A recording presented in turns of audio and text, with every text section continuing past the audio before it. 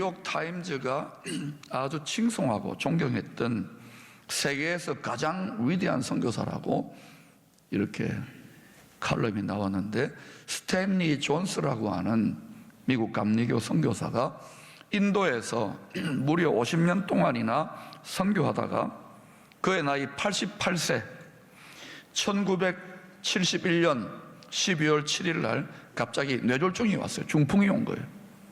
혈관 하나가 터졌습니다. 그 사지가 마비되어 가지고 바닥에 쓰러졌어요. 급하게 미국 보스턴의 병원으로 후송되어 가지고 거기서 생사를 건 투병이 몇 개월간 진행됩니다. 의식이 깨어나서 보니까 병원입니다. 정말 바울처럼 불꽃같이 헌신했던 노 선교사가 이렇게 중풍 걸려서 사지가 마비되어 병원에 누워 있는 게 하나님의 뜻인지, 원망은 아직 한 번도 원망 안 했대요. 하나님께 간절히 좀 더 하나님께 영광 돌리고 싶습니다. 복음의 능력이 매이지 않았다는 것을 입증하고 싶습니다라고 간절히 정말 필사적으로 기도하던 중에 하나님께서 이 스탠리 존스 선교사님의 심령에 고린도후서 1장 20절의 말씀을 응답으로 주십니다. 여러분, 우리가 기도하다 보면 이런 응답 받을 때가 있습니까, 없습니까?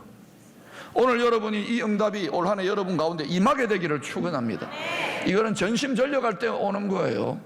남이 뭐라 하더라도 내가 하나님 말씀으로 붙드는 겁니다.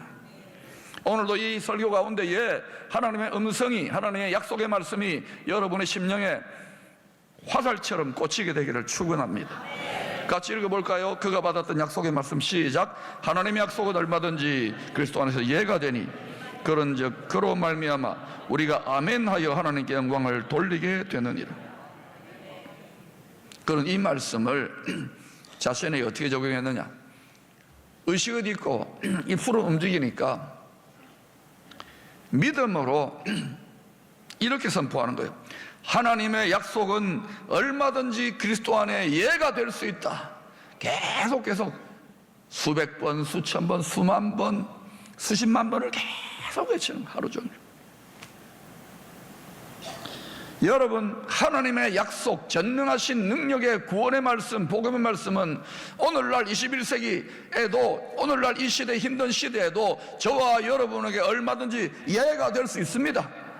한번 따라 하실까요? 하나님의 약속은 그리스도 안에서 예가 될 수 있습니다. 이거 아니면 여러분 예수 믿을 필요 없어요. 하나님의 말씀 믿을 필요 없어요. 그건 여러분 종교적인 경전이고 윤리 수양 도덕책입니다. 전능하신 능력의 하나님의 말씀입니다. 얼마든지 예가 될 수 있습니다. 놀랍게도 몇 개월 뒤에 그는 그의 믿음의 말씀의 선포대로, 그가 자기 생각, 자기 고집을 선포한 게 아니에요. 전능하신 하나님께서 그에게 약속으로 주신 그 말씀을 끝까지 믿고 선포했어요. 사지가 조금도 움직이지 않는데 선포했더니 전문가인 의사나 간호사나 동료 선교사들이나 목사님들이나 가족들까지 기도는 하는데도 이거는 이제 끝났다고 생각하는데 노 했는데 하나님은 그에게 예 해가지고 가족들을 뒤로하고 다시 인도로 돌아갔어요. 그래서 몇 년간 더 사역하다가 더욱더 영광스럽게 하나님의 부르심을 받습니다. 모든 성도들과 모든 주의 종들에게 이와 같은 더 큰 영광이, 승리가 임하게 되기를 축원합니다. 그러나 복음 전하는 선교의 현장이나 목회 현장이나 여러분 삶의 현장에 가면은 죄와 사망의 능력을 이겨버리는 생명의 성령의 능력이 속절없이 허무하게 우리의 작은 믿음 때문에 패배하고 진 듯이 보이는 경우가 얼마나 많습니까? 왜 우리가 하나님의 능력의 말씀을 제한합니까? 믿는 것이 하나님의 일인데. 무엇이 하나님의 일입니까? 믿는 것이 하나님의 일이지요.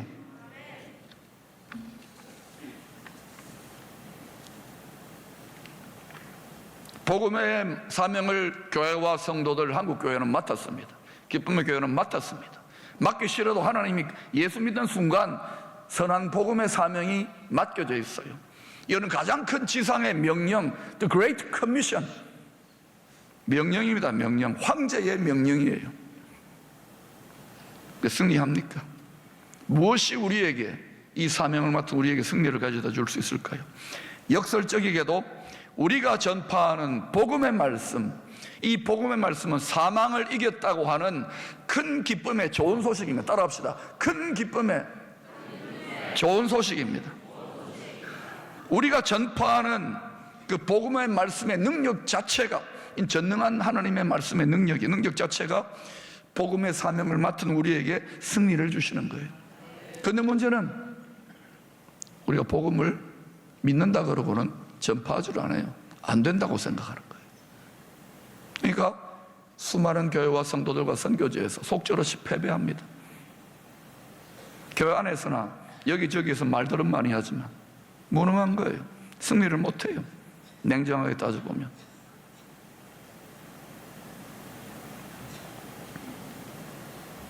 무엇이 승리를 줄 수 있는가? 복음의 말씀이에요. 오늘 본문의 말씀은 이방인의 사도로서 고린도 교회를 바울이 아주 힘든 상황 가운데 어렵게 개척했습니다. 영적인 아버지입니다. 이런 영적 아버지 사도 바울의 권위를 여러 가지 이유로, 마음에 안 든다는 이유로 인정하지 않고 무너뜨리려고 했던 고린도 교회에 전했던 특수한 편지글입니다. 그 서신서를 이해하려면 그 배경을 알아야 돼요. 왜 이런 글이 쓰여져 있는지. 빌립보서는 바울이 처음부터 끝까지 바울의 복음 선교 사역에, 바울의 로마 감옥에 갇혔을 때도 끝까지 그 한 교회만 끝까지 했어요. 바울은 신구약 성경의 말씀에 근거하여 성전의 일을 섬기고 복음의 사명을 감당하는 종들이 불편함이 없이 주의 일에 전력 투구할 수 있도록 돕는 일이 마땅하다고 설명했습니다. 바울의 사도적인 리더십을 인정하지 않으려고 했던 성도들에게 주었던 오늘 본문 말씀의 요절이 이와 같이 주께서도 복음을 전하는 자들이 복음으로 말미암아 살리라 명하셨느니라. 오늘날로 말하면 복음의 사명을 감당하기 위한 전임 사역자들을 위하여, 여러분 마음에 드는 전임 사역자가 아마 한국교회 목사들, 전도사들, 선교사들 마음에 드는 아무도 없을 겁니다. 그죠? 저도 여러분 마음에 안 들 거예요. 오늘날로 말하면 복음의 사명을 감당하기 위한 전임 사역자들을 위하여 성도들이, 교회의 성도들입니다, 불편함이 없도록 협력하고 돕는 것은 주님의 명령이라는 거예요. 그런데 이것이요, 확장될 수 있습니다. 전임 사역자가 아니라도 여러분 이 자리에 예배드리는 예수 믿는 성도들은 전부 다 복음의 사명을 받았습니까? 안 받았습니까? 받았어요? 안 받았어요? 만약 여러분이 이것을 사명으로 느끼고 복음을 증거할 때에 그에게 뭐 돈은 못 줄지라도, 생활비나 뭐 사례는 못 할지라도 그가 잘할 수 있도록 격려하고 기도하고 그렇게 돕는 것은 마땅한 일입니까? 아닙니까? 그런데 그가 그렇게 할 때 서투르고 또 이렇게 잘 못할 수도 있습니까? 없습니까? 있어요? 없어요? 오랜 훈련을 받은 최전방 선교사들도, 고도로 신학 훈련을 받은 목회자들도 완벽하지 않아요. 심지어 예수님이 복음을 전하는데도, 위대한 사도 바울이 전하는데도 이렇게 거역하는 일들이 교회 안에서까지도 일어나는데,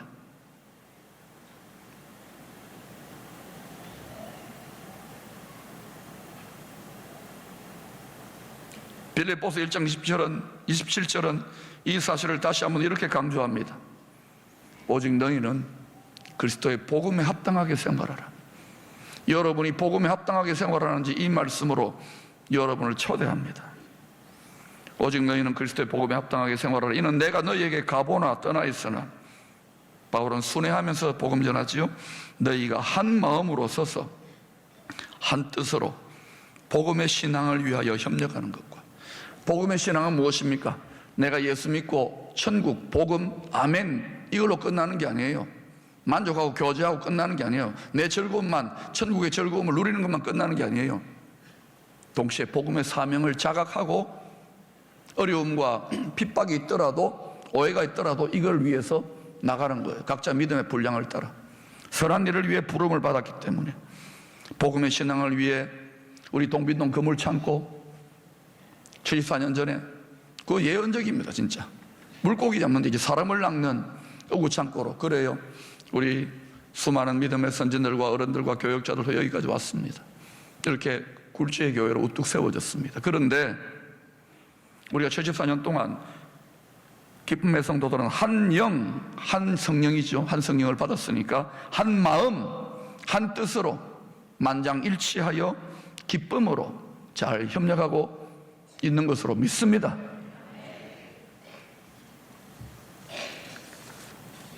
그런데도 복음 전하는데 목숨을 건 바울의 권위를 인정하지 않고 헐뜯으며 협력하기를 거부했던 고린도 성도들이 있었던 것 같습니다. 그래서인지 바울이 상한 마음으로 좀 격한 표현을 15절에서 하고 있습니다. 그러나 내가 이것을 하나도 쓰지 아니하였고, 또 이 말을 쓰는 것은 내게 이같이 하여 달라는 것이 아니라, 돈을 더 달라, 후원을 더 해달라는 것이 아니라는 거예요. 내가 차라리 죽을지언정 누구든지 내 자랑하는 것을 헛된 대로 돌리지 못하게 하려 합니다. 쉽게 말하면 이런 표현입니다. 내가 너희로부터 이런저런 후원이나 지원을 받지 않고, 빌립보 교회에서는 받았습니다. 고린도 교회에서는 일부러 거부했던 것 같아요. 너희로부터 지원을 받지 않고 자비량으로, 이 사람 나름대로 생계를 꾸려가는 능력이 있어요. 자비량으로 복음의 사명을 감당하는 나의 순수한 의도를 헛되게 하느니 차라리 내가 죽는 것이 더 낫겠다. 여러분, 지금 이 위대한 사도 바울의 마음이 얼마나 상하고 아픈지 느껴지십니까?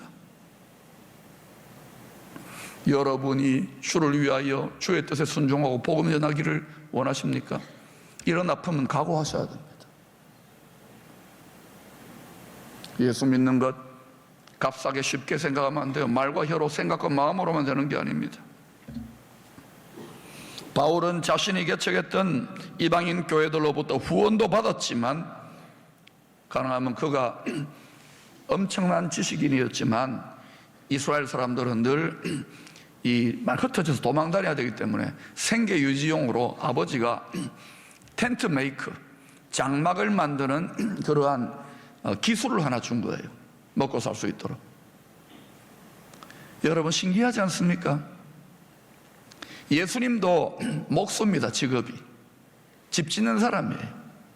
바울도 텐트, 이동용 장막이지만 집 짓는 사람이에요. 우리는 지금 하나님의 집을 지어져 가고 있습니다. 할렐루야.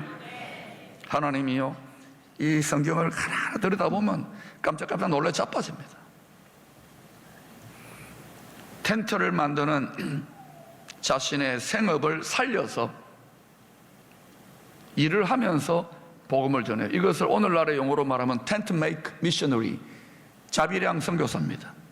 생활비와 선교비를 해결하면서 복음을 전하려고 노력하였습니다. 이렇게 지원받을 수 있는 사도의 권리를 가급적이면 사용하지 않으려고 했던 이유가 뭘까요? 특별히 고린도 교회는 더 사용하지 않으려 해서 이유가 뭘까요? 그 이유가 19절에 나타납니다. 더 많은 사람을 얻고자 함이었습니다. 뭐라고요? 예. 여러분, 저만 하더라도 큰 교회 목사 아닙니까? 저한테 너무 잘해주지 마세요. 좋은 차 하지 마세요. 좀 배가 불렀어요.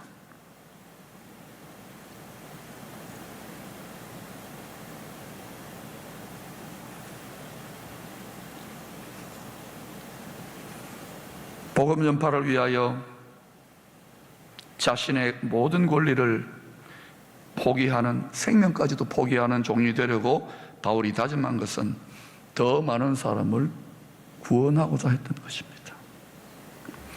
여러분한테 물어보십시다. 오늘 그 찬양대에서도 딴 것까지 복음 전하겠다고 시도 낭송하고 찬양도 했는데, 여러분 정말 복음을 딴 것까지 전하기 원하십니까? 그러면 전하고 있습니까?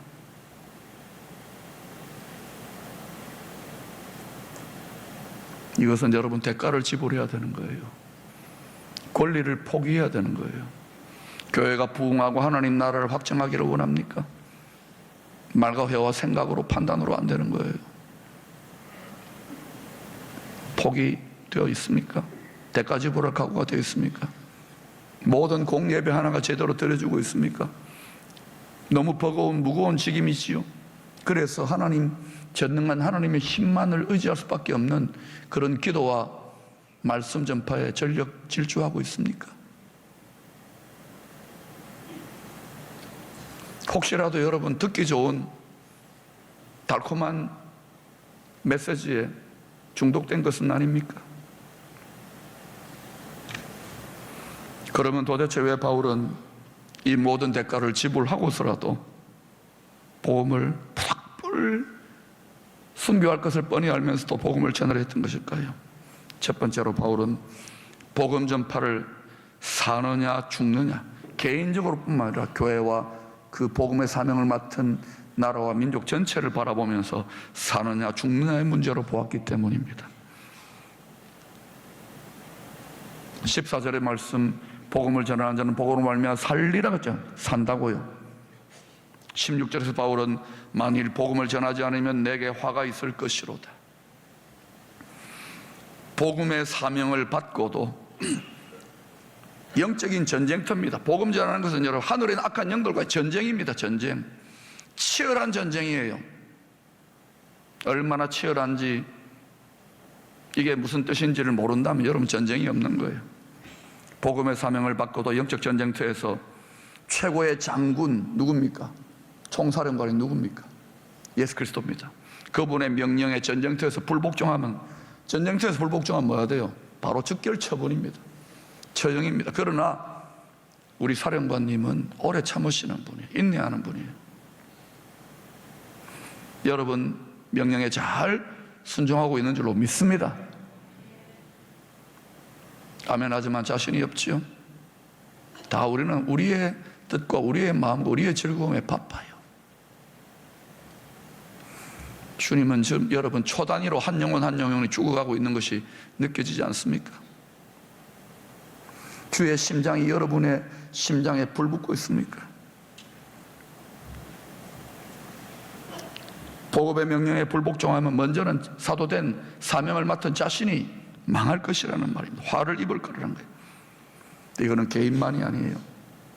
하나님은 시대적으로 복음을 맡은 교회와, 우리가 2000년 전, 1000년 전에는 복음이 없었잖아요.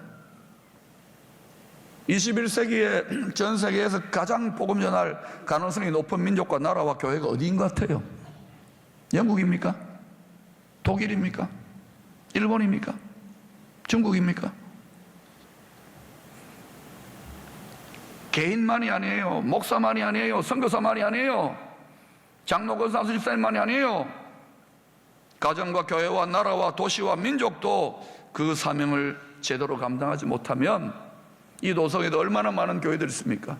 에스겔 선지자에게 말한 것처럼 그 너희들의 게으름으로 말미암아, 불복종으로 말미암아 죽어가는 영혼들의 핏값을 묻겠다 그랬어요. 그래서 하나님은 오래 참으시면서 점점 죄송합니다만 징계가 임해요. 두려운 현실입니다. 그런데도 대부분 다 입을 닫고 있는 형국 아닙니까? 두 번째로 바울은 복음 전도를 억지로라도 감당해야 될 사명으로 파악하고 있습니다. 어떻게 해서라도요? 억지로라도, 하기 싫어 죽겠는데도. 여러분, 저는 여러분 잘 아듯이 목사하기가 싫었어요. 그거 빼놓고는 다 하겠다고. 평신도로서 열심히 돈도 벌고 영향력을 가지고 많은 사람들, 많은 교회를 돕겠다고 하나님 금식 기도도 하고 열심히 그렇게 했어요. 많은 일들을 했는데 하나님은 그것만 딱 하라는 거예요. 정말 힘들어서 억지로 순종, 억지로 신학과, 그리고 많은 무리가 있어요. 여전히 지금도 그 갈등과 투쟁이 있습니다. 안 할 수 없는 거예요. 근데 이제 목사 돼가지고 제법 시간이 흐르니까 이제 철이 들었는지 억지로가 아니에요. 이야, 이게 행복이구나. 이게 낙이구나. 이게 즐거움이구나. 이게 나의 기쁨이구나. 17절에서 이렇게 말씀하고 있습니다. 내가 자의로 이것을 행하면 상을 얻으리니. 자원해서 스스로 감동되어져 가지고 여러분 제발 좀 스스로 감동되어져서 하시기를 바랍니다. 오늘날 스스로 감동되어져 가지고 복음을 위해 작은 고난과 대가지불을 하는 사람이 얼마나 되는지요. 우리는 전성도들이 귀신을 때려잡는 영적 해병대기 때 다 하고 있는 줄로 압니다 라고 말하고 싶어요. 내가 자의로 자원하여 이것을 행하면 상을 얻으려니요. 그러면 전도하라는 설교하는 것은 여러분 복음에 대한 모욕입니다. 여러분에 대한 모욕입니다. 잘 하고 있는데 내가 자의로 이것을 행하면 상을 얻어요. 상을. 내가 자의로 아니한다, 억지로 한다 할지라도 나는 사명을 받은 거예요. 그래서 많은 제가 주의 종들이나 선교사를 만나보면은 너무 힘들어요. 사실 선교지가, 목회가. 한번 해보세요. 여러분 제발 해보세요. 꼭 해보시기를 바랍니다. 해보면 억지로라도 버티는 분들이 많아요. 왜냐? 사명이기 때문에 버릴 수가 없는 거예요. 이거 안 하면은 화가 입니다. 상은 별로 없어요. 그래서 여러분 언제까지 기도하고 언제까지 능력을 입어야 되느냐, 이것을 기쁘게 감당할 수 있을 정도로. 할렐루야. 복음을 여러분이 믿지 않는 집에 시집가 가지고 복음 전하는데 이상한 며느리 들어왔다고 핍박받고 어려움받고 조롱당하고 그렇게 승리한 분들이 얼마나 됩니까? 그래서 온 집안을 복음하고 승리한 그런 며느리가 있는 집안, 복받는 집안, 믿음의 명가를 만드는 집안들, 여러분 믿음의 선진들과 조상들 다 그렇게 했어요. 여러분 그러한 복음의 대가와 복음의 어려움들을 기꺼이 감당합니까? 미움받을 수 있는 용기를 갖고 있습니까? 자그마한 시련을 기쁘게 견딥니까? 오늘 우리는 너무 즐겁고 안일해진 건 아닌지요.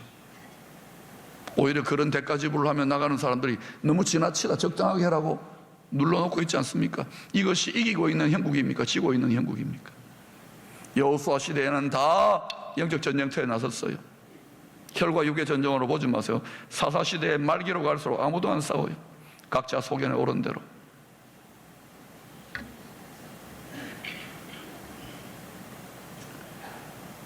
사명이 뭐냐고요? 부담감입니다. 압박감입니다. 이거 하나 하지 않으면 죽을 것 같아. 너는 왜 신학교 왔느냐고요? 죽을 것 같은 마음이 있어요. 다시금 지금 여러분 열방과 이 한국교회 상황을 보면서 몇 년 전부터 제가 말했잖아요. 죽을 것 같은 마음이 있다고. 이게 사명이에요. 부담감이에요. 불이에요. 여러분 이런 압박감이 있습니까? 이런 부담감이 있습니까? 부담감이 사명인데, 아니 목사님 나는 그런 부담감 없어, 나는 압박감 없어요. 하나님의 마음에서 얼마나 멀어졌는지요. 기도와 말씀은 교회의 심장이고 맥박입니다. 이럴 때일수록 누구를 살 길이 어딥니까? 세상의 소리입니까? 세상의 즐거움, 세상의 위로와 세상의 기쁨입니까?